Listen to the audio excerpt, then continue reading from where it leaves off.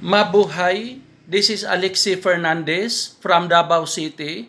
Good evening everyone. May I remind to all the employees of Happily Philippines, our client, please guys, we will have an early cut-off for this week.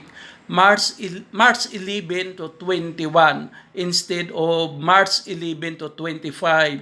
Why early cut-off?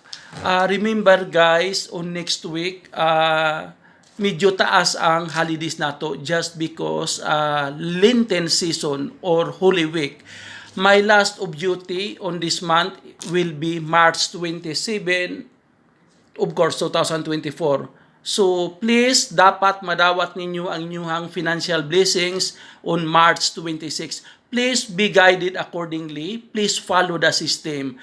Guys, to those employees from Davao, Taguig, General Santos, Coronadal, please submit your number of days on tomorrow. I repeat, March 11 to 21. Tomorrow, 21, please submit your number of days or any overtime.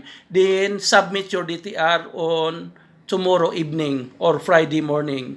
God bless everyone. Thank you.